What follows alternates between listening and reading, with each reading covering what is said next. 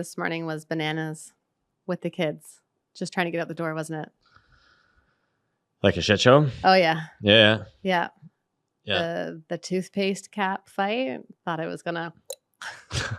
That was special. One was brand new. One had been used once. Yeah. Not even the cap of the toothbrush cap. Was it really about the toothbrush cap? Isn't that emblematic of like relational stuff? Is it really? Always. Is it about the dishes? Always. Negotiating Man. space with the kids is tough. They just kind of get right in it. Hey, it's Dr. Tracy. I'm so glad you're here. I'm sitting with my husband, Greg, one of my favorite co-hosts and guests. We've got a great conversation today. We're talking about we've left the honeymoon stage. Now what do we do? We have? Yeah, this was interesting. Doing a little prep. There's some things that kind of surprised me. So, I'm excited to hear what surprised you about this as we jump into it. But let's start with our 100 questions to deepen your connection. I'm asking you the question. You're going to tell me your answer. Yep. And if you want to grab this guide, it's the show notes. We'll have the link. And this guide has 100 questions. And we created it to help you essentially move out of those mundane, everyday conversations that are really about tasks like, hey, logistics, Yep. And we've heard some great things from people. We also take it on our date nights and have fun asking each other these questions. Yep. Are you ready for today's?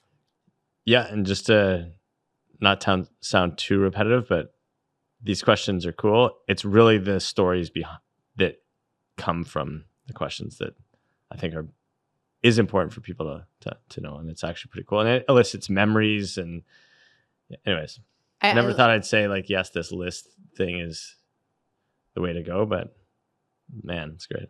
I love that you added that, and just the sense of how many stories you and I have been able to share from asking these questions. And because we get stuck thinking we know everything there is to know about our partners when we don't. We've met in a moment of time. We continue to change and evolve over time. And so this is one way that we can start to change that. For sure. And as someone whose memory is questionable at times, it's a really good prompt to like go back and revisit some cool and not so cool stuff. So the memory piece is funny because of the light switch incident recently, where you were convinced that a light switch in our house was not working or connected to anything. And I had really wondered if you had lived with me in the house for the first 5 years.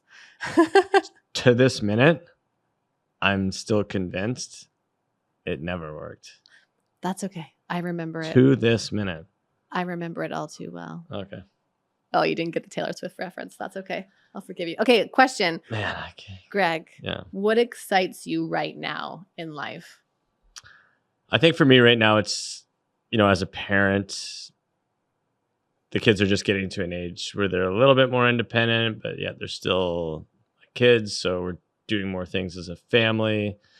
So I'm just excited for kind of the future and things we can do before they grow up. There's kind of this next number of years. Seeing them ski recently. Yeah, hitting those black trails. Super privileged to be able to ski a lot. So yeah, that's right now. That's where I'm at.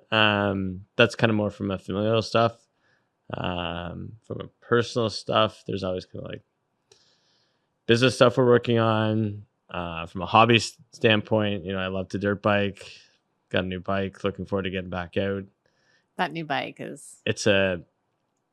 It's a true test of mental and physical fortitude.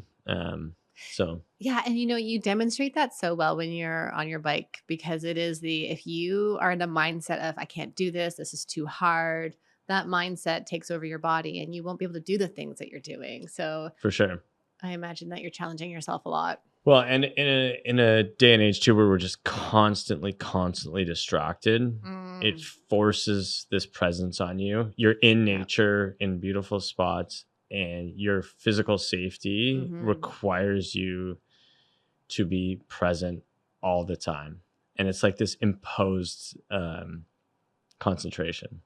It's funny you say that. It is really what I love about skiing. Same thing. And you know my narration when I ski. Every first few runs, I'm thinking, who puts these on their feet and slides down a hill at this speed? And then we go up a chairlift and then we go do it again. And I'm repeating in my head, be in your body, be in your body, lean into fear, because of course I need to lean down the hill. And yet what I love about it is just this complete presence and not being distracted by all of the other things. Yeah. So I bring that up because whatever it is for you, it's this theme of presence, particularly right now. Yeah. Whatever your jam is. Yes. Yeah. So, and for you, Dr. Tracy?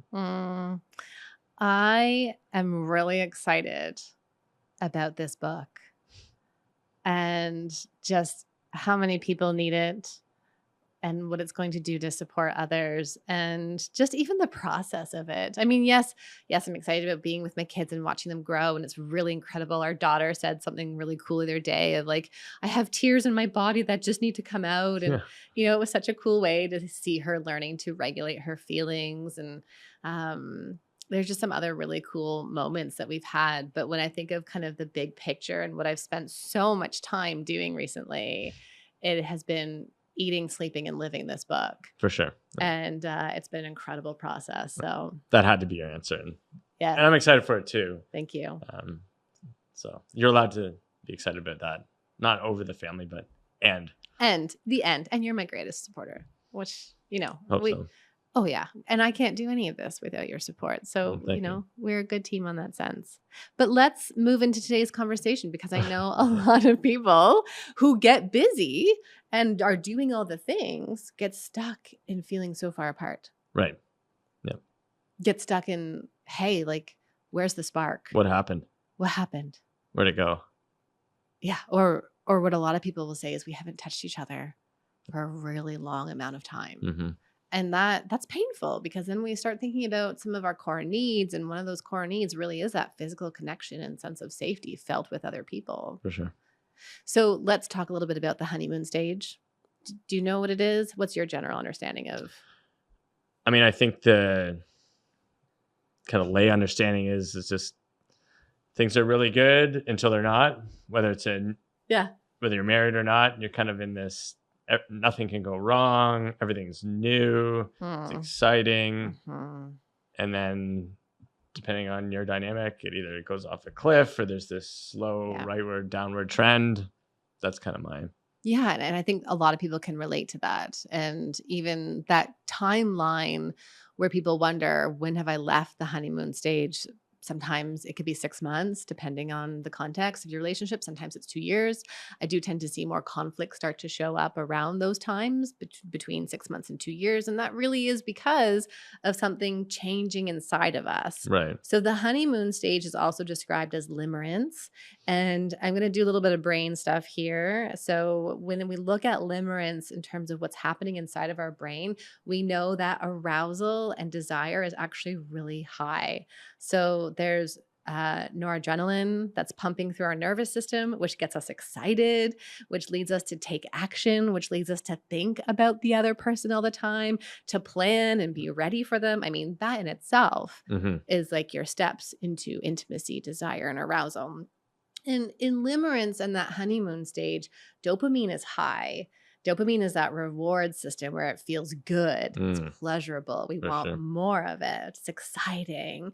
And then we also know there's a high level of oxytocin, which is the cuddle hormone. It's the bonding piece. And so I did a little bit of research because I wanted to kind of anchor myself in this conversation. And this research came out of, let me just make sure I have it right, out of Cornell University with Cindy Hazan. She's one of the attachment researchers with Sarah Merrill. And they were looking at romantic infatuation and adult attachment. So when we start a relationship, there's this infatuation period. Yeah, that's a good word for it. And not everybody moves into adult attachment. And attachment is the sense of I feel soothed, I feel secure, I feel safe with you. So expand on What do you mean by not everyone moves into that? Yeah. So think of all of the crushes that we've had.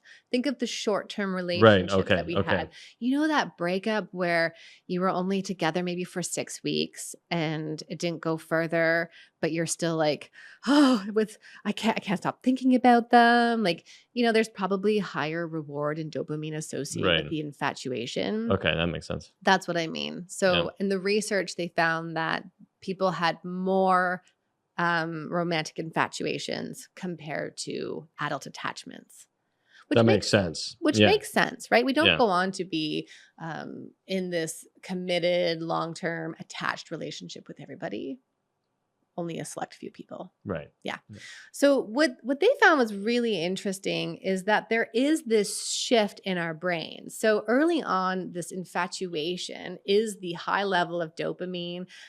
Just for someone who's interested, pupil dilation. When you're in infatuation, pupil dilation was bigger. So they would have the person call to mind that person that they're infatuated with. Pupil dilation bigger. We know that. We Interesting. know that when someone's interested in you and paying attention, their pupils dilate. It's really cool research. Cool. But then what happens is as uncertainty decreases, because that's what happens in adult attachment. That's what happens in our long-term relationship is when I say I feel secure with you, I'm really saying you're familiar, you're safe, I'm no longer feeling uncertain. And so what's happened then is that we have those decreases in norepinephrine. Our serotonin activity does increase, but the appetitive, they call it, reward, so that's the dopamine and the arousal, those also decrease. And oxytocin can slightly decrease. That makes sense. So yeah, it does make sense. It does, yeah. But then it calls on us to think, well, what do we do in our relationship if we know chemically our brain is actually changing? Because of course, what we do seek in relationships is familiarity and certainty. Right. But then how do we keep the spark alive? Right. How do we then... The newness is the excitement piece. Right. The newness, the limerence, the infatuation, Right. the excitement, all of those reward centers are kind of lighting up in your brain. And then, 2 years later, you and I are sitting together and you like tap on my shoulder. I'm like, no, I'm not done my Outlander book, which was like Yeah. true story, Right. right? Yeah. Um, Yeah. That's good. right. Yeah. But that is this like, oh, we're comfortable. Yeah. But then we lose that excitement. We For sure. lose. And something that we talk about a lot is around anticipation and tension building in a relationship, Right. because those are key ingredients for desire. And we know that for sex and intimacy, desire leads to arousal. We need those together. But if you're not feeling any kind of tension or friction in that pleasurable way, or if you don't have that anticipation of, oh, I can't wait to see you, or I send you a text and I'm thinking about you. If we Right. don't have those things, desire is going to end up being low. Makes sense. So, and maybe you'll get to this in the adult attachment stage. Are you trying to like trick your brain to like recreate some of this from the limerence stage, or is it just different? Good question. Clinically, I think it's different, and you're trying to find ways to create this in your brain. Right. So not necessarily to trick your brain, Okay. but to actually, Right. it's not to trick it, but it's actually to find ways to experience it. Something I share with couples frequently is about creating new experiences. Right. If you and I every day at 2 p.m. go for a walk down the same streets, we do the same thing, we hold our hands, we talk about the same, how's your day, how's work? There's nothing new about that. No. And it might be, again, that in some ways is that attachment and security where I know at 2 p.m. you and I have this walking date. And if I've just had a really hard day, we're going to talk about it. That feels really good and reassuring. For sure. Safe. Doesn't create the spark. Right. So then how do we create newness? And of course, one of the most common struggles, the seasons of struggles for this, is after you have a child, because now you have a dependent. Now it is incredibly hard because you're sleep deprived, your body is healing, you're both adjusting to new rules. How do you then create new experiences? How do you create intentional time together so that you don't just fizzle beside one another? And you're going to tell us that? Yeah, let's Great. talk about it. But I think something for us to recognize is why. So, like, what are some of those common things that happen around this? And that's going to be around, we can look at some of the behaviors in a relationship that start to lead us not necessarily out of the honeymoon stage, because we're saying, okay, you're building into this attachment security and into Right. certainty. But now, what are the behaviors that lead to losing that spark? And I asked my community yesterday, actually, is what are you missing in your Yeah, relationship I saw that's that. leading you to feel like roommates? And a lot of people even talked about something so simple as appreciation. Hmm. That's not surprising. It kind of speaks to the people getting comfortable, right? So they stopped showing appreciation Right. as they enter that adult attachment. Right. It's so easy to lose it. Yeah. And Interesting. it's this idea of, oh, you made dinner tonight and I don't acknowledge it. Right. Or I don't express that I'm grateful that you've done this for not just for me, but for our family. And we get to share this together. And then the busyness comes in where the kids are Hmm. shouting at you over, you know, toothbrush lids. And it's hard to say, hey, thanks for your support for getting us out the door this morning. Yeah, But that expression of appreciation goes a long way. that's really interesting. How how can someone do that who maybe struggles with that? Doesn't come by that naturally. Hmm. Maybe thinks it feels a bit performative. You know what Sure. I mean? Like, Yeah, I mean, I think the first thing is challenge that belief that this is performative right, and recognize that this is a necessary piece in relationships. It doesn't make your partner weak for needing it. right, It doesn't make you silly for having to do it. yeah, It means this is a core foundational thing yeah, that helps couples to be more satisfied in the long run. yeah, And I also hear this from a lot of couples I work with where one partner has ADHD, where it's like we've talked about expressing appreciation. They say yes, they will, and then they forget. That right, forgetfulness is part of their symptoms that they struggle with. And so then we look at systems. Well, what systems do you have in place? Could you write a sticky note every morning? So you leave right, the pad and a pen on your nightstand. yeah, That's the signal for you. Oh, I'm rolling out of bed. There's the pad and sticky note. I'm going to write the note and put it in their lunch bag for the day. Is it about having reminders in your phone? So at 10 yeah. a.m. every day, it pops up and says, send that note of appreciation. So we can start looking at those kinds of things, Interesting. making it routine until it becomes a habit. Yeah, I think speaking from a male perspective, like if you realize that that appreciation is actually one of those key tools in the toolbox, that can be a big unlock versus it feeling like something she's asking for or I have Oh, to do or like, right. oh, like what? You know what I mean? Like Mhm. I'm sure there's a lot of dudes out there who might be like, Shouldn't this just thank her for be, what? shouldn't Like, this do you know what I mean? just Like be you can that? just I Yeah. can almost hear the reaction, like, what? And I've been guilty of it too. Like, Yeah, we talked about this before. yeah. Yeah.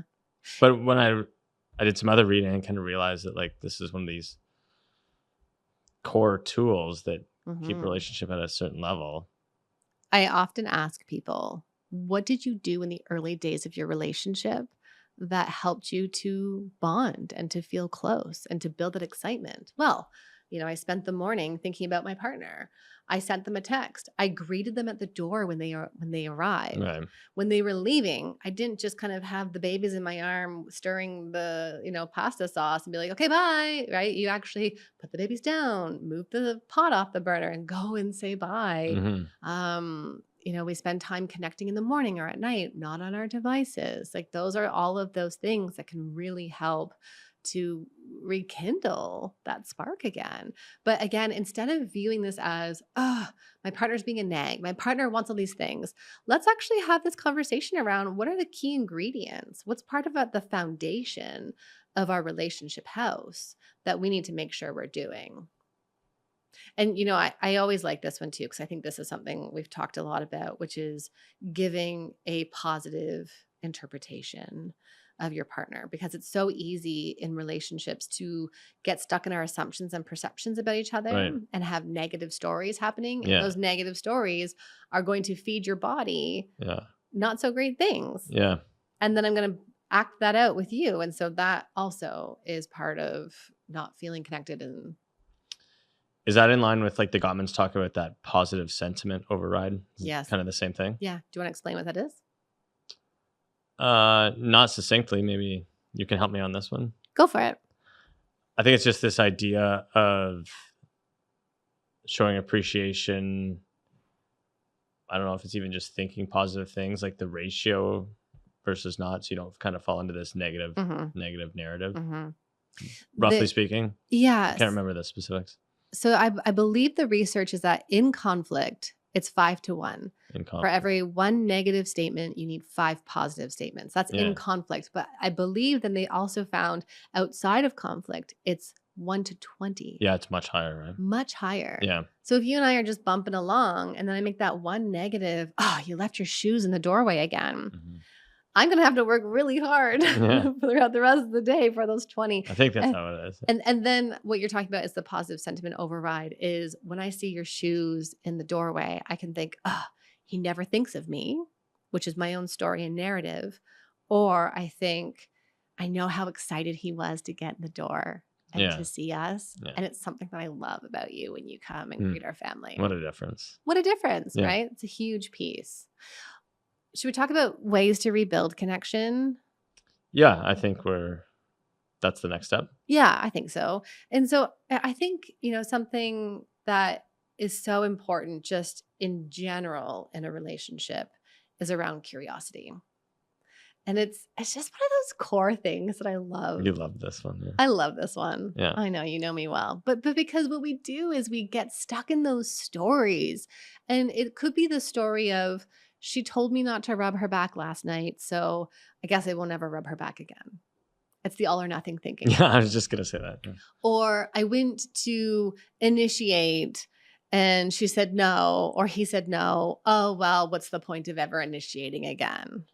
Right? So it is this kind of pattern that we all have. We all do it in some way where we first view the negative and believe it to be true. We think we know what our partner needs instead of then talking about like, what is exciting? What does feel good? What do you need right now? And whenever I talk about curiosity, I always give this preface of saying, if you're going to open up the door for listening, make sure you're really listening. Yeah. Don't put the defenses up. Don't have your argument pre-planned. Don't listen to respond. Listen to actually understand what that person is saying to you. And, I know a lot of people struggle around initiations. And this was also something that came up in the community yesterday around kind of this crude initiation. Expand on that. In the sense of, well, the person did not expand, but if I expand on this based on my clinical experience, what people tell me is that it's kind of like, and sometimes this works and sometimes it doesn't, which is like, hey, you wanna? Hey, do you want to do it? Or it's the same thing every single time. Right. And I loved how Vanessa and Xander, they actually had this reel in it about serving broccoli, that if you get broccoli every single night for dinner, would you be excited for dinner? Yeah. Well, no, here, eat your broccoli. Yeah. And so it's the same idea around initiation and sex and intimacy. Mm-hmm. Because that was not happening in the limerence stage. No. Right? It was a different, awesome meal every night. Exactly. Right. And you were playful. You were exploratory. It was fun. Fun stuff. Yeah. But even if it wasn't necessarily new stuff sexually to you, it was new with a partner, with a new partner. And you were trying out things. Or maybe you didn't, but maybe that's also something for you to learn then in terms of asking for what you want and need. Right? There's all kinds of like variations within this. The other thing around connection is we don't get intentional. And people always kind of get their ruffles up about this one. Well, yeah. So I'll pause you on that. So it's like, it'll be interesting to hear what you say about intention, because we're also saying like we're trying to create this tension and like newness that was in limerence.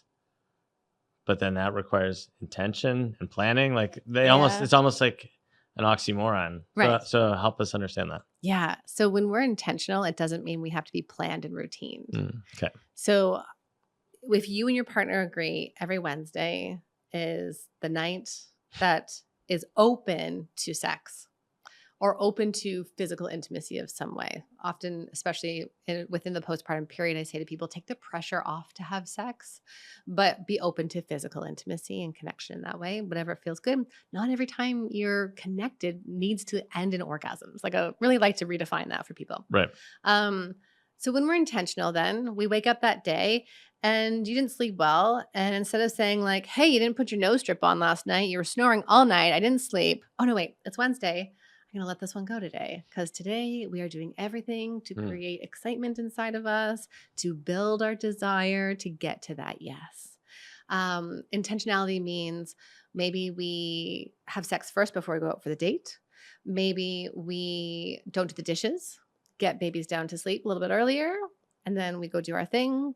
Maybe the kids are in front of the TV and we go, this is Heidi Murkoff's from the What to Expect When You're Expecting. Oh, yeah. She's doing laundry with her husband. Oh, yeah. Would always tell the kids that they're doing laundry. Oh, yeah. I love that story. That's good. Yeah, that's a good one. But just this idea that it's planned, you know that this is what's happening, and so you can prepare for it. And maybe this is also a bigger conversation around what does initiation look like for you? What has felt good in the past? What do you wish I would do in terms of initiating?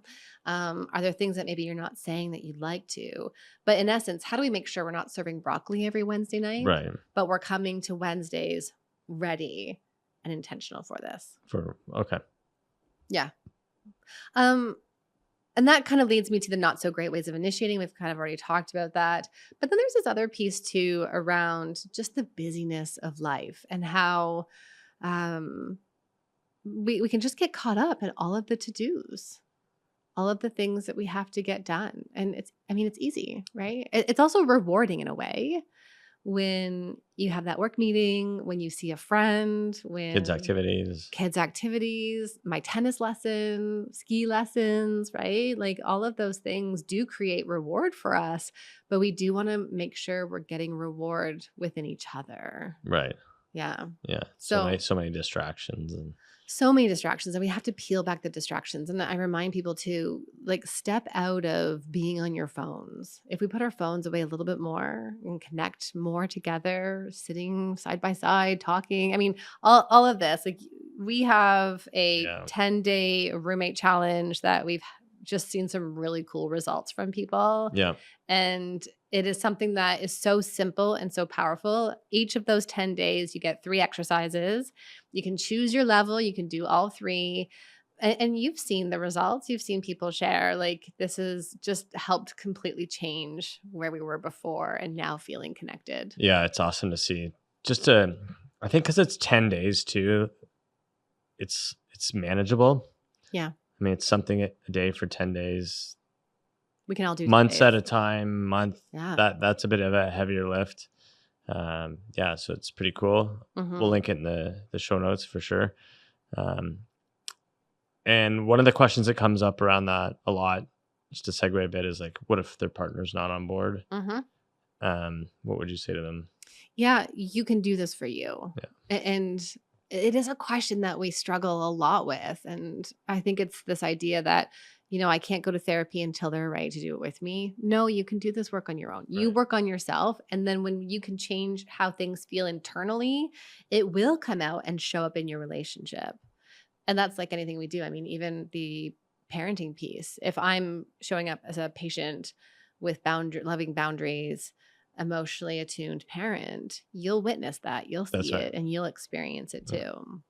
I think a lot of people ask, are we in a new season or is there something bad in our relationship? When they go out of limits into this next stage. And also too, if I didn't say this early on, let's just normalize that everybody leaves the honeymoon stage. That's right. Yeah. And what's more important is not to get back to. So I always ask couples, what is it that drew you to each other? What was that thing? What did you like about this person?